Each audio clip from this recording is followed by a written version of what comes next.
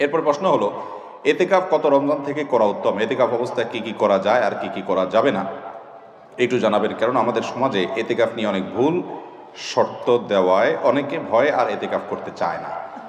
ভাইরে, তিনটা ইবাদতের স্বাদ খুব দ্রুততার সাথে বান্দা পায়, নগদে পায়। এর ভিতরে একটা হলো সিজদা, নামাজ। একটু আগে বললাম, যদি সুন্দর করে পড়েন আপনি নগদে স্বাদ পাবেন।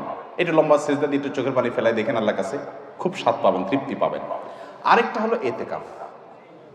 এতেকাফ, সুবহানাল্লাহ, এর স্বাদ যে পাইছে তাকে আর কেউ বেঁধে রাখতে পারবে না।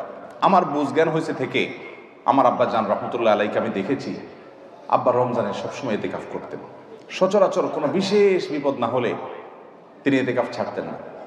আব্বা জান রহমতুল্লাহ আলাই গত আগস্ট মাসের 18 তারিখে দুনিয়া থেকে চলে গেলেন। কয়েক মাস হলো। গত রমজানে আল্লাহর বান্দা ক্যান্সারে আক্রান্ত, গ্রামের বাড়ি পাঠাইছি আমি, ডাক্তার বলছে অবস্থা ভালো না, লক্ষণ ভালো না, একটু গ্রাম থেকে ঘুরে আসো। আমি গ্রামে পাঠাইছি, উনি গিয়ে মসজিদে এতেকাফ বসে গেছে এবং শেষ দশক পুরাটা মসজিদে এতেকাফ করলেন। মারাত্মক ব্যথা, ক্যান্সারের পেইন। আমি বলছি কিভাবে এতেকাফ বসছে উনি? আম্মা বলে যে উনি এতেকাফ বসছে, উনি বলে যে আমি ভালো আছি, তোমাদের টেনশন করা লাগবে না, এতেকাফ ছাড়া আমি থাকতে পারবো না। শেষ দশক পুরোটা এতেকাফ করলেন। আজকের এই রমজানে আল্লাহর বান্দা কবরের বাসিন্দা। আমি নিজে আলহামদুলিল্লাহ চেষ্টা করি রমজানে এতেকাফ করার, চেষ্টা করি। খুব বিশেষ অসুবিধা না হলে আমার বুঝজ্ঞান হচ্ছে আমি চেষ্টা করি। আমলটা অন্য আমল করতে পারি না, এটা ছাড়ার চেষ্টা করি না, মানে এটা ছাড়তে চাই না, চেষ্টা করি এটা করার। এতেকাফের নগদ স্বাদ পাওয়া যায় ভাই, অভূতপূর্ব এক স্বাদ। যারা করেছেন তারা জানেন। আল্লাহর ঘরে একটু বসে যান, বসে ইবাদতবন্দি করেন, আপনার ফিল হবে কি জানেন? ফিল হবে গাট্টি বসকা নিয়ে আল্লাহর চৌকাঠে এসে পড়ে গেছে, এরকমটা ফিল হবে, অনুভব হবে, অসম্ভব ভালো লাগে কাজ করবে। বিশেষ করে এই মোবাইল টিপি দুনিয়ার হাজারটা কাজে, ইজি কাজে বিজি থাকার এই সময় 10টা দিনের জন্য আপনি নিজেকে বন্দি করে ফেলেন মসজিদে, অন্যরকম একটা স্বাদ পাবেন। আরেকটা ইবাদতের স্বাদ নগদ পাওয়া যায়, অনেক ইবাদতের স্বাদই নগদ পাওয়া যায়। আমি তিনটা আমার অভিজ্ঞতার আলোকে বলছি। সেটা হলো আরাফাতের ময়দানের দোয়া। আল্লাহ যাদেরকে তৌফিক দিয়েছেন তারা জানেন কি তৃপ্তি, কি স্বাদ, কি ভালো লাগা। সেই দুপুর থেকে দোয়া একদম সূর্য অস্ত যাওয়া পর পর্যন্ত লম্বা সময়, কয়েক ঘন্টা পর্যন্ত চাইতে চাইতে আল্লাহর কাছে মন ভরে চাওয়া যায়, খুব ভালো লাগে কাজ করে। আল্লাহ আমাদেরকে সব ইবাদতের স্বাদ পাওয়ার তৌফিক দান করুন। তাহলে ভাইরা আমার, এতেকাফ ইনশাআল্লাহ আমরা করবো তো? আল্লাহ চাহেন তো? খুব লজ্জার কথা যে আমাদের দেশের মসজিদগুলোতে এতেকাফের জন্য টাকা দিয়ে লোক ভাড়া করা লাগে, আছে না নাই? আহারে কপাল পড়া রে।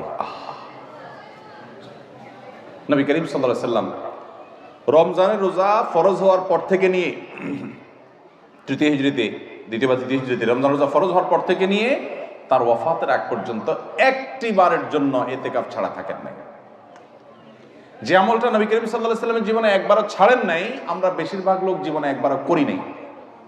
হাত তোলেন দেখি কারা কারা এতেকাফ করছেন মসজিদ 10 দিন রমজানের শেষ 10 দিন ফুল এতেকাফ করছেন, জীবনে একবার হলেও করছেন যারা, হাত তোলেন দেখেন কয়টা হাত উঠছে, গোনা যাবে না। এর মানে হলো ম্যাক্সিমাম মানুষ আমরা জীবনে একবারও করি নাই। যে আমল আমার নবী সাল্লাল্লাহু আলাইহি ওয়াসাল্লাম জীবনে কখনো ছাড়েন নাই, সেটা আমি কখনো জীবনে একবারও করি নাই। আরে ভাই, চরম শত্রুর সাথেও তো এরকম বিপরীত থাকে না, সেখানে আপনার নবীর সাথে আপনার এরকম বৈপরীত্য। এতেকাফ করবেন তো ইনশাআল্লাহ? আপনি কিসের বিজি? আপনি আমার নবীর চাইতে আপনি বেশি বিজি, যিনি কাফাতুন নাসের কাছে রাসূল হয়ে এসেছেন, যিনি রাহমাতুল লিল আলামিন ছিলেন, গোটা পৃথিবীর মানুষের জিম্মাদারি যার মাথায় ছিল, মদিনা রাষ্ট্রের প্রধান যিনি ছিলেন, শেষ 10 দিন আসছে সব কাজ বন্ধ, মসজিদে এসে পড়ে যেতেন। উনি যদি পারেন, আপনি কি ব্যস্ত? এতেকাফ করবো তো ইনশাআল্লাহ? রমজানের শেষ দশকে এতেকাফ করবেন, সামনের বছর নিয়ত করছেন যারা, হাত তোলেন দেখি। সিরিয়াস যারা নিয়ত করছেন, আল্লাহ আমাদের তৌফিক দান করুন, আর বাকিদেরকে আল্লাহ তাআলা নিয়ত করার তৌফিক দান করুন। এতেকাফ করবো তো ইনশাআল্লাহ? এতেকাফ করার অবস্থা কি কি নিষেধ? এতেকাফের বাইরে আপনার যা যা নিষেধ, এতেকাফ অবস্থায় তা তা নিষেধ। হারাম কোনো কাজ তো বাইরেও করা যাবে না, মসজিদেও করা যাবে না।